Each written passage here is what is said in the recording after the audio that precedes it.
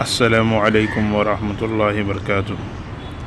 شبہات کا ازالہ پیج کو سبسکرائب کریں اور بیل آئیکن دبائیں سب سے پہلے ویڈیو دیکھنے کے لیے۔ بسم اللہ الرحمن الرحیم۔ قسط نمبر 485 جناب کرنل محمد علی میواتی صاحب مظلہ کی فرمائش پر یہ ہماری قسط حاضر خدمت ہے۔ انشاءاللہ تعالی یہ قسط کرنل صاحب اور میواتی برادری اور دنیا کے تمام تبلیغ والوں کے لیے تشفی بخش ثابت ہوگی۔ ترجمہ: لوہے کا ہتھوڑا اور جھوٹے کا سر، یعنی مولوی احمد حسین گودرا کے جھوٹ کا سر اور دینی حقائق اور دلائل کا ہتھوڑا، دعوتی کام اور اس کا اسلوب۔ الحمدللہ وحدہ والصلاة والسلام علی من لا نبی بعدہ، اما بعد۔ فتنہ عالمی شورا کے وجود میں آنے کی اصل وجہ مرکز نظام الدین میں لائی گئی تبدیلیاں ہیں۔ تبلیغی کام کو کتاب اور سنت اور سیرت کے تابع کیا گیا۔ مرکز نظام الدین میں سن 1965 سے 2016 تک تبلیغی مروجہ ترتیب تقریباً 50 برسوں سے مرکز نظام الدین میں کچھ سیرت اور کچھ مروجہ ترتیب پر کام ہوتا آ رہا تھا۔ مثلاً پہلی بات مشورے میں علماء کرام کی کوئی حیثیت نہیں تھی، سارے امور پروفیسرز، ڈاکٹرز، تجار ہی کے مشورے سے طے پاتی تھی۔ تبدیلی علماء کرام سے مشورے لیے جانے لگے، حیات الصحابہ کی تعلیم دنیا بھر میں علماء کرنے لگے، علاقے میں عالم صاحب نہیں ہے تو دور دراز سے عالم صاحب کو لوگ لینے جانے لگے، مرکز کے جملہ امور علماء انجام دینے لگے۔ دوسری بڑی تبدیلی دسترخوان شاہانہ طرز کا ہوتا تھا، سادگی پر لایا گیا۔ پہلے 20 قسم کے کھانے دسترخوان پر ہوتے تھے، ایک طرف بڑوں کے لیے مرغن غذائیں اور دوسری طرف سادے کھانے عوام کے لیے۔ عوام دال کھا رہی ہوتی تھی اور دوسری طرف خواص، مرغ و مسلم اور چٹخاری غذائیں کھا رہے ہوتے تھے۔ سب سسٹم ختم کیا گیا اور ایک جیسا کھانا سب کے لیے لگنے لگا۔ تیسری تبدیلی مرکز نظام الدین میں جو اوپر والا طبقہ تھا ان میں گنتی کے چند علماء تھے اور کچھ پروفیسرز اور انجینئر حضرات۔ یہی حضرات دنیا بھر میں مرکز نظام الدین سے مشورے سے بھیجے جاتے تھے اور ان کا بہت چرچا تھا دنیا بھر میں۔ تقریباً 40-50 سال سے تبلیغ میں انہی کا سکہ چلتا تھا۔ چوتھی تبدیلی نظام الدین کے مشورے والوں نے سوچا کہ ہمارے یہاں تو سینکڑوں ایسے ساتھی ہیں جنہیں ملکوں میں بھیجا جا سکتا ہے، تو حسب مشورہ نئے نئے ساتھیوں کو بھیجا جانے لگا اور معروف اور مشہور 6-7 بزرگوں سے کہا گیا کہ آپ نے خوب سفر کر لیا، اب آرام کریں اور مرکز میں بیٹھ کر آنے والوں کی تربیت فرمائیں۔ پانچویں تبدیلی پہلے دور میں ہر کام کی ایک جماعت بنی ہوئی تھی، مثلاً ایک جماعت بیرون ہند جانے والوں کا تفقد کرنے والی تھی کہ کسے بھیجا جائے۔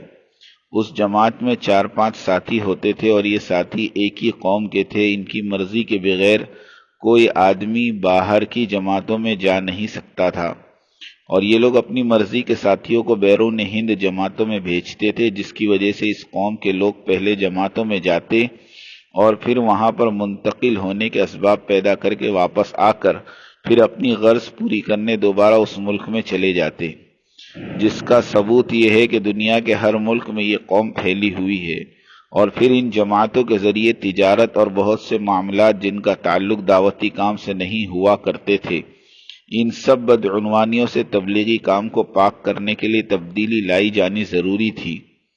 اور تبدیلی لائی گئی، سب سے بڑی اور کٹھن تبدیلی مرکز میں یہ لائی گئی کہ بیرون ہند جانے والی جماعتوں کا تفقد کرنے والی جماعت کو توڑ دیا گیا اور یہ تفقد والا کام بھی مرکز کی شورا والوں کے تابع کر دیا گیا۔ اور اب مرکز کی شورا میں 8 احباب مستقل ہیں اور روزمرہ کی ترتیب پر رہنے والے 20-30 اور ساتھی بھی ان مشورے والوں کے ساتھ بیٹھتے ہیں اور مشورہ دیتے ہیں۔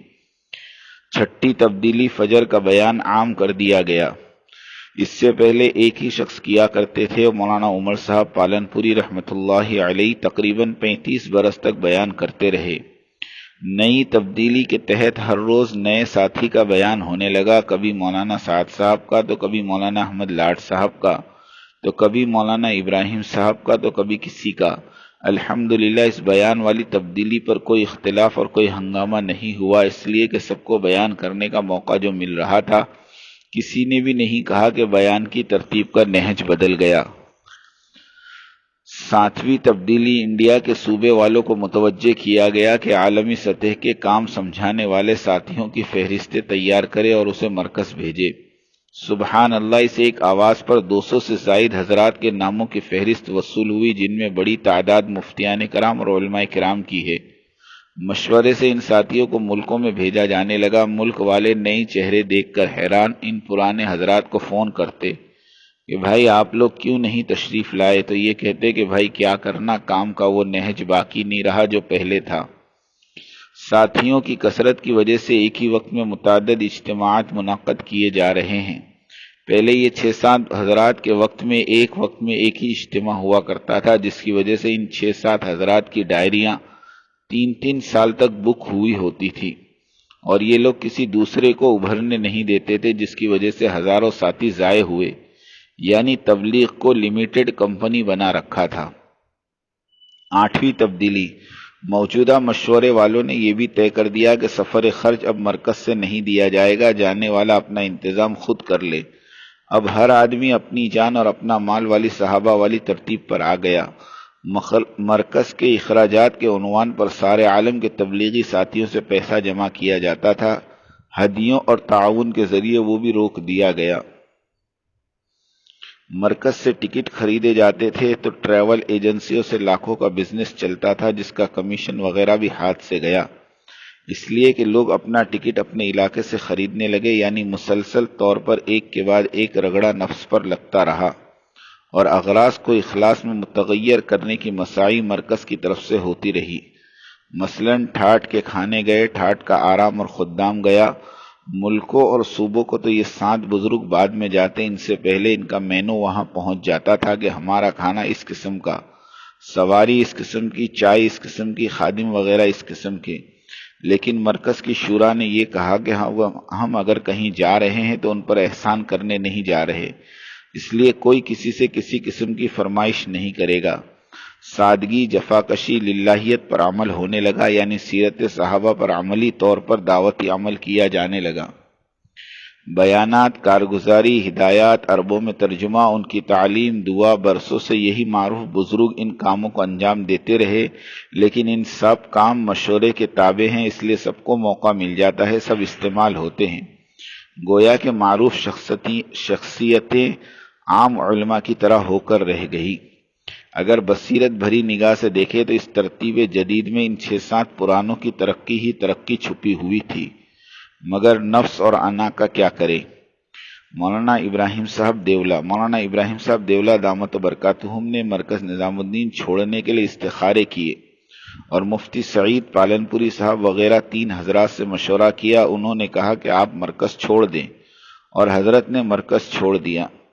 مشورہ تو دعوتی ماہرین سے کیا جانا چاہیے تھا، مگر مولانا ابراہیم صاحب دیولہ دامت برکاتہم نے مفتی سعید احمد پالنپوری صاحب سے مشورہ کیا، حالانکہ دنیا جانتی ہے کہ حضرت مفتی سعید احمد پالنپوری کا ایک دن بھی تبلیغ میں نہیں لگا۔ حاجی موسیٰ بابر صاحب رحمۃ اللہ علیہ فرماتے تھے کہ جب مفتی سعید احمد صاحب پالنپوری مدرسے سے فارغ ہوئے تو میں انہیں حضرت جی یوسف صاحب رحمۃ اللہ علیہ کی خدمت میں لے کر گیا اور دعا کی درخواست کی۔ حضرت جی یوسف صاحب رحمۃ اللہ علیہ نے پوچھا، مفتی صاحب کبھی جماعت میں نکلے ہو؟ تو مفتی صاحب نے فرمایا نہیں، اور آئندہ بھی کبھی تبلیغ میں وقت لگانے کا ارادہ نہیں ہے۔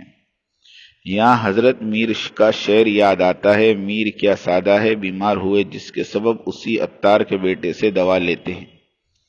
مفتی صاحب سے فقہی مسائل دریافت کیے جاتے تو سمجھ میں آتا تبلیغی محنت کے مد و زجر سے انہیں کیا تعلق۔ انہوں نے فیصلہ سنا دیا کہ مرکز چھوڑنے میں بھلائی ہے، اور مولانا ابراہیم صاحب دیولہ دامت برکاتہم نے مرکز چھوڑ دیا۔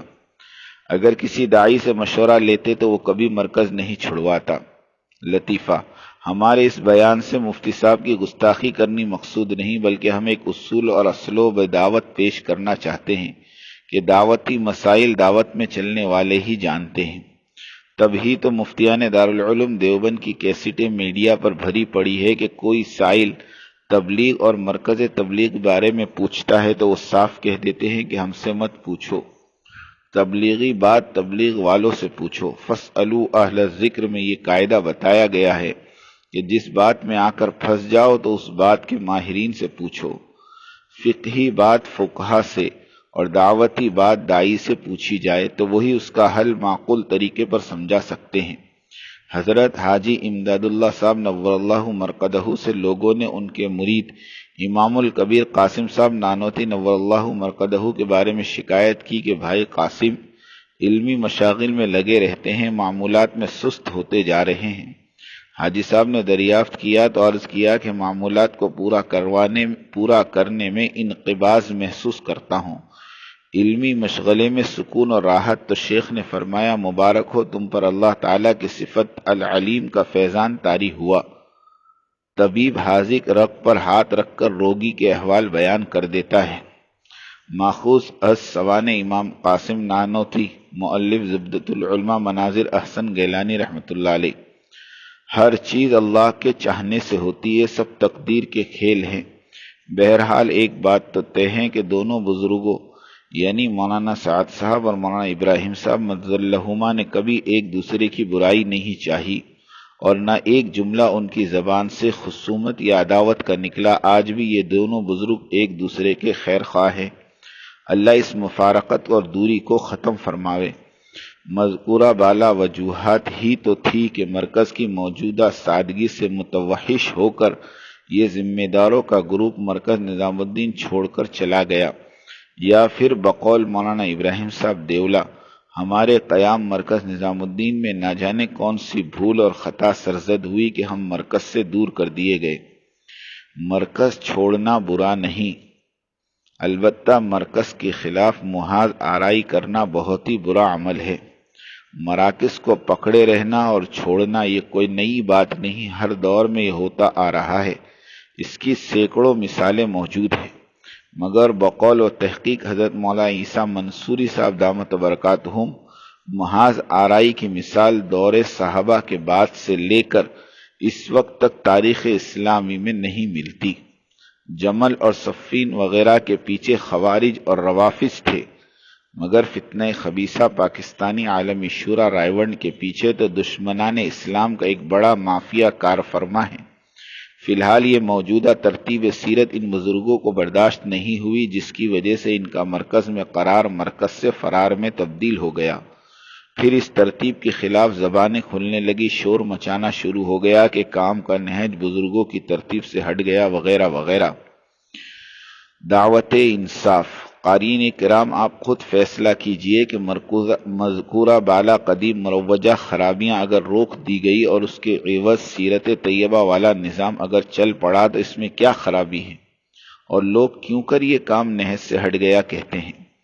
مرکز کے خلاف مہم شروع، تو پھر جو ہونا تھا وہی ہوا، یعنی وہی فطرت انسانی عبد اللہ علی حرف ان پر غالب آ گئی، اور انہوں نے مرکز کے خلاف، خاص کر مولانا سعد صاحب کے خلاف تدبیریں کرنے لگ گئے اور کمزوریاں ڈھونڈنے لگ گئے۔ آخرکار اس نتیجے پر پہنچے کہ سارے نظام مرکز کو پرانی ترتیب پر لانے کے لیے ایک عرصہ دراز لگ جائے گا، اور مولانا سعد صاحب کے ہوتے ہوئے تو یہ امر ہی محال ہے، لہٰذا پہلے انہی کا پتہ صاف کر دو۔ اب اس کے لیے کوئی وزندار بہانہ چاہیے تھا تاکہ مولانا سعد صاحب لاچار و بیار و مددگار ہو جائے اور انہیں مرکز سے بے دخل کر دیا جائے۔ انگریزی میں مثل مشہور ہے کہ کسی کتے کو مارنا ہو تو پہلے اسے پاگل قرار دو پھر مارو۔ اسی مثال پر عمل کرتے ہوئے اس گروپ کے شاطر دماغ والوں نے مولانا سعد صاحب کے خلاف 3 سازشیں رچی۔